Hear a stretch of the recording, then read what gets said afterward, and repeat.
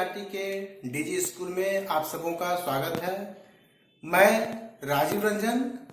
आज मैं आपके समक्ष चर्चा करूंगा अम्ल वर्षा एसिड रैन के बारे में। तो प्यारे बच्चों, जैसा कि हम जानते हैं कि हमारे चारों ओर जो वायु है वह बहुत सारी गैसों का मिश्रण है और ये जो गैसें हैं यह वायु में एक निश्चित अनुपात में मौजूद रहते हैं। यानी वायु के जितने भी अवयव हैं, जितने भी संगठक हैं, वह सभी एक निश्चित मात्रा में वायु में उपस्थित रहते हैं। लेकिन यदि किसी अवयव की मात्रा बहुत ज्यादा बढ़ जाए या वायु में बाहर से कहीं से कोई अवांछित पदार्थ आ जाए और तब वह वायु हमारे लिए हानिकारक हो जाए कि वैसी वायु में हमारा सांस लेना मुश्किल हो जाए, तब हम कहते हैं कि हमारी वायु जो है वह प्रदूषित हो गई है और वैसी स्थिति को हम वायु प्रदूषण कहते हैं। हमने बहुत सारे वायु प्रदूषक के बारे में भी जाना था, जिसमें carbon dioxide, carbon monoxide, sulphur के ऑक्साइड, नाइट्रोजन के ऑक्साइड इत्यादि थे। तो जब हमारी वायु प्रदूषित हो जाती है तो इस प्रदूषित वायु में सल्फर के ऑक्साइड और नाइट्रोजन के ऑक्साइड भी मौजूद होते हैं। प्रदूषित वायु में सल्फर के ऑक्साइड और नाइट्रोजन के ऑक्साइड भी मौजूद होते हैं और यही दो ऑक्साइड जो हैं, सल्फर के ऑक्साइड और नाइट्रोजन के ऑक्साइड, यही दो ऑक्साइड अम्ल वर्षा के बहुत बड़े कारण हैं। सल्फर के ऑक्साइड और नाइट्रोजन के ऑक्साइड ये अम्ल वर्षा के कारण हैं। तो हम सबसे पहले यह जानेंगे कि ये सल्फर के ऑक्साइड और नाइट्रोजन के ऑक्साइड यह कहां से आते हैं। सल्फर का ऑक्साइड और नाइट्रोजन का ऑक्साइड, सल्फर का ऑक्साइड, नाइट्रोजन का ऑक्साइड, तो हमारे वायुमंडल में, हमारे वायु में ये सल्फर और नाइट्रोजन के ऑक्साइड कहां से आते हैं, यानी इनके स्रोत क्या है।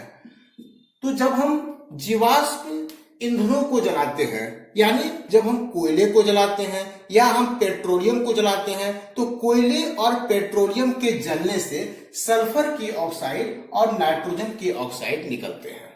कोयले और पेट्रोलियम के जलने से सल्फर के ऑक्साइड और नाइट्रोजन के ऑक्साइड निकलते हैं।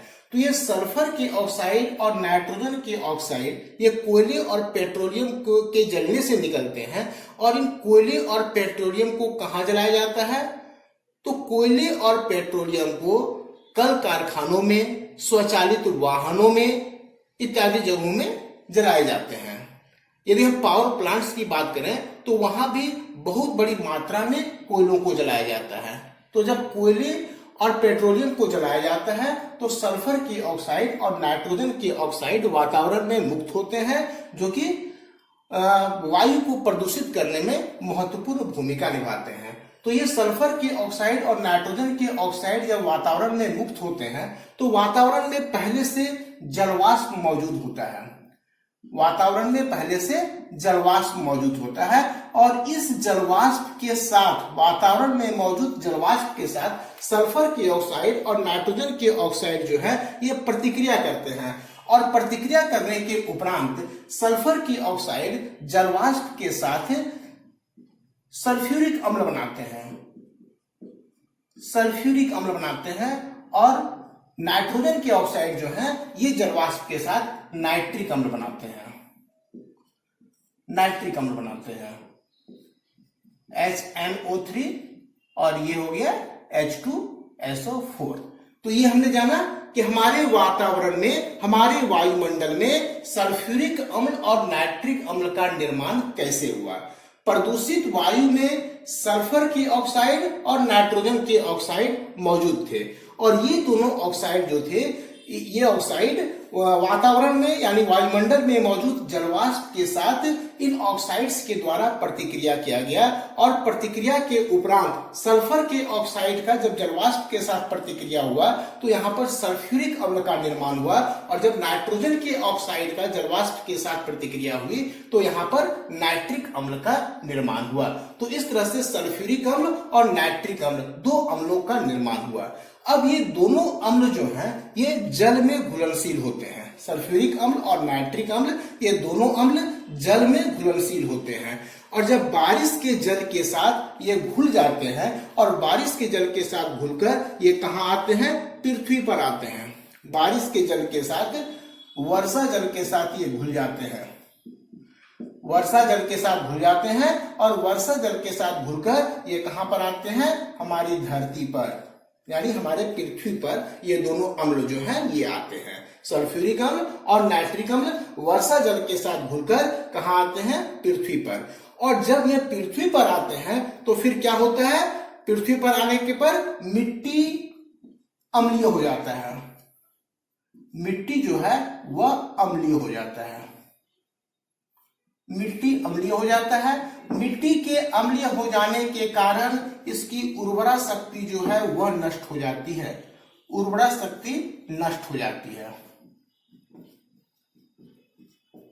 जब ये अम्ल धरती पर यानी हमारी पृथ्वी पर आती है तो पृथ्वी पर मिट्टी जो है वह अम्लीय हो जाती है, मिट्टी अम्लीय हो जाती है, मिट्टी की उर्वरा शक्ति नष्ट हो जाती है। मिट्टी की उर्वरा शक्ति नष्ट हो जाने से क्या होता है, फसल की पैदावार नष्ट हो जाती है या पैदावार कम हो जाती है, फसल की पैदावार घट जाती है या नष्ट हो जाती है भी कह सकते हैं, ये हो जाती है।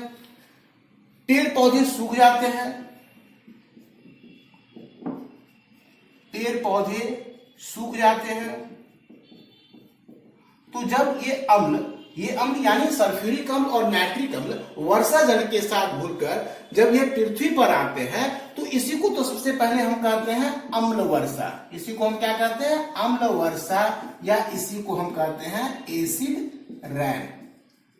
जब ये दोनों अम्ल सल्फ्यूरिक अम्ल और नाइट्रिक अम्ल वर्षा जल के साथ घुलकर पृथ्वी पर आते हैं तब इस घटना को हम कहते हैं अम्ल वर्षा या एसिड रेन। और जब ये अम्ल वर्षा या एसिड रेन में जो अम्ल मौजूद हैं यह पृथ्वी पर आते हैं तो मिट्टी को अम्लीय बना देते हैं, मिट्टी की उर्वरा शक्ति नष्ट हो जाती है, फसल की पैदावार घट जाती है, पेड़ पौधे सूख जाते हैं। और फिर ये अम्ल वर्षा जल के साथ धरती के में मौजूद जितने भी जलाशय हैं यह जलाशय में आ जाते हैं। जलाशय में नदी है, तालाब है, झील है, तो ये अम्ल जो है ये वर्षा जल के साथ बहते हुए कहाँ जाते हैं, जलाशय में।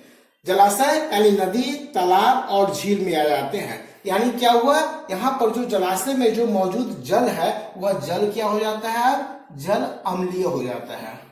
जल क्या हो गया, अम्लीय हो गया, जल अम्लीय हो जाता है। जल के अम्लीय हो जाने से वह जल जो है हमारे पीने योग्य नहीं रह जाता है, जल पीने योग्य नहीं रह जाता। उसके बाद क्या दुष्प्रभाव पड़ता है, जल पीने योग्य नहीं रह गया, जल में बहुत सारे जीव जंतु पाए जाते हैं जिन्हें हम जलीय जीव कहते हैं, तो वह जलीय जीव जो है वह नष्ट हो जाते हैं, जलीय जीव नष्ट हो जाते हैं।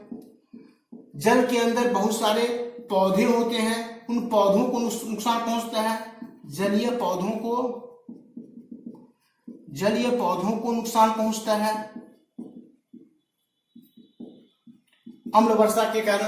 तो यह अम्ल वर्षा क्या हो गया कि प्रदूषित वातावरण में मौजूद सल्फर के ऑक्साइड और नाइट्रोजन के ऑक्साइड वातावरण में पहले से मौजूद जलवाष्प के साथ प्रतिक्रिया करते हैं और इस प्रतिक्रिया के उपरांत सल्फर के ऑक्साइड सल्फ्यूरिक अम्ल का निर्माण करते हैं और नाइट्रोजन के ऑक्साइड नाइट्रिक अम्ल का निर्माण करते हैं। अब ये सल्फ्यूरिक अम्ल और नाइट्रिक अम्ल चूंकि ये जल में घुलनशील होते हैं इसलिए वर्षा जल के साथ घुलकर ये धरती पर आते हैं और इसी घटना को हम अम्ल वर्षा या एसिड रेन कहते हैं। अब इसका दुष्प्रभाव क्या होता है कि जब ये धरती पर आते हैं तो धरती पर जो मिट्टी है वह मिट्टी अम्लीय हो जाती है, मिट्टी की उर्वरा शक्ति नष्ट हो जाती है, फसल की पैदावार घट जाती है, पेड़ पौधे सूख जाते हैं। फिर यह अम्ल जो है यह जलाशयों में आता है, यानी नदी में, तालाब में, झील में आता है। इसके कारण क्या होता है, जल जो है वह अम्लीय हो जाता है, जल पीने के योग्य नहीं रह जाता है, जलीय जीव नष्ट हो जाते हैं, जलीय पौधों को नुकसान पहुंचता है। जलीय जीव यानी जल में जितने भी मछली है, जल में मेढक भी होता है, जल में केकड़े भी होते हैं, उनको नुकसान पहुंचता है। जल में बहुत सारे पौधे होते हैं, उन पौधों को नुकसान पहुंचता है। तो ये हमारा अम्ल वर्षा है और अम्ल वर्षा के दुष्प्रभाव है।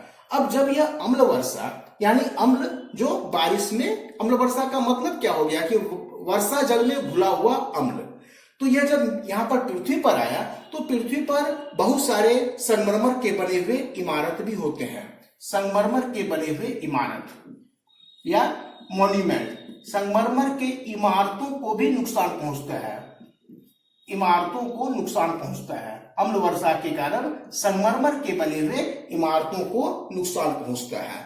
क्या नुकसान पहुंचता है? संगमरमर घिस जाते हैं, जिन्हें हम क्या कहते हैं? संगमरमर का संक्षारण होना। संगमरमर का संक्षारण होता है, संक्षारण होता है या क्षरण होता है, कुछ भी कर सकते हैं। तो संगमरमर का संक्षारण होता है और यही घटना हमारे ताजमहल के साथ भी हो रहा है। क्योंकि हम जानते हैं कि ताजमहल किस चीज से बना हुआ है? सफेद संगमरमर से बना हुआ है। तो हमारे ताजमहल का भी संक्षारण हो रहा है। एसिड रेन के कारण ताजमहल का भी संक्षारण हो रहा है और इस घटना को एसिड रेन के कारण यानी अम्ल वर्षा के कारण ताजमहल का जो संक्षारण हो रहा है, तो इस घटना को हम क्या कहते हैं? संगमरमर का कैंसर। इस घटना को हम कहते हैं संगमरमर का कैंसर। ये हो गया संगमरमर का कैंसर, जो कि ताजमहल के संक्षारण को क्या कह सकते हैं कि संगमरमर के संक्षारण को भी कहते हैं, जो अम्ल वर्षा के कारण होता है। किसके कारण होता है? अम्ल वर्षा के कारण होता है। और अम्ल वर्षा क्या है ये हम लोग जान चुके हैं कि अम्ल वर्षा क्या है। अम्ल का बारिश के जल के साथ घुलकर पृथ्वी तक आना, यही अम्ल वर्षा है। और अम्ल वर्षा के दुष्परिणाम क्या है कि मिट्टी अम्लीय हो जाती है, मिट्टी की उर्वरा शक्ति नष्ट हो जाती है, फसल की पैदावार घट जाती है, पेड़ पौधे सूख जाते हैं, धरती पर संगमरमर के बने हुए इमारतों को नुकसान पहुंचता है, संगमरमर का संक्षारण होता है और हमारा जो ताजमहल है वह भी संगमरमर का बना हुआ है। ताजमहल का संक्षारण हो रहा है, जिस घटना को हम संगमरमर का कैंसर कहते हैं। क्या कहते हैं? संगमरमर का कैंसर। और ये जब अम्ल है वर्षा जल के साथ जब जलाशयों में पहुंचता है, तो जलाशयों में मौजूद जल जो है वह अम्लीय हो जाते हैं, वह जल पीने के योग्य नहीं रह जाता है। जलीय जीव जैसे कि मछली, मेढक, केकड़े वह नष्ट हो जाते हैं, जलीय पौधों को नुकसान पहुंचता है। अब हमने जब यहाँ पर संगमरमर के कैंसर और ताजमहल के संक्षारण के बारे में जब हमने जाना, तो यहाँ पर एक और महत्वपूर्ण चीज है कि मथुरा शहर में तेल शोधक कारखाना है।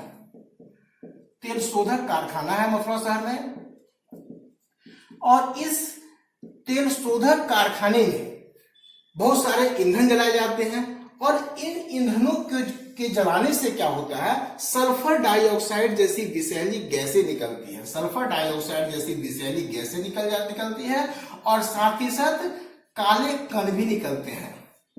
काले कण भी निकलते हैं और ये सल्फर डाइऑक्साइड और काले कण के कारण क्या होता है? संगमरमर का रंग जो है वह पीला होने लगा।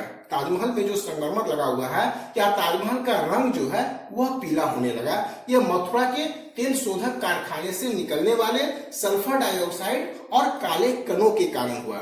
अब यहाँ पर हमारे सर्वोच्च न्यायालय के द्वारा कदम उठाया गया। सर्वोच्च न्यायालय के द्वारा यहाँ पर कदम उठाया गया। सर्वोच्च न्यायालय के द्वारा क्या कदम उठाया गया? तो सर्वोच्च न्यायालय के द्वारा यह आदेश जारी किया गया कि पूरे आगरा में या उसके आसपास जितने भी कल कारखाने हैं, पूरे आगरा में या उसके आसपास जितने भी कल कारखाने हैं, वहां पर सीएनजी, एलपीजी या फिर हम कह सकते हैं कि जितने भी स्वच्छ ईंधन है उनको जलाने का दिशा निर्देश दिया गया कि कोयले को या फिर पेट्रोलियम के जगह सीएनजी, कंप्रेस्ड नेचुरल गैस, संपीड़ित प्राकृतिक गैस और द्रवित पेट्रोलियम गैस, तो ये स्वच्छ ईंधन है। इनके जलने से प्रदूषक नहीं निकलते हैं, इसलिए सीएनजी और एलपीजी को जलाने का निर्देश जारी किया गया। और इसके साथ साथ कुछ और निर्देश दिए गए।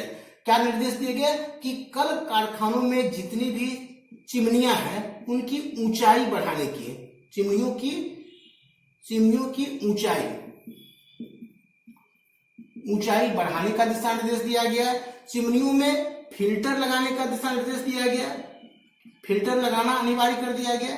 इससे क्या होगा, जो निकलने वाले काले कण हैं वो इस फिल्टर के कारण वह वातावरण में नहीं निकल पाए और इसके कारण हमारा जो ताजमहल है उसकी सुरक्षा हुई।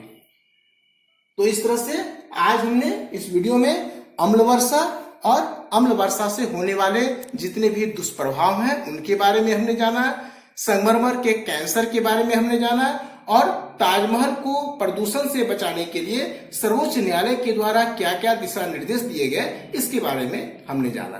अब पुनः हम अगली वीडियो में मिलेंगे और तब तक के लिए धन्यवाद।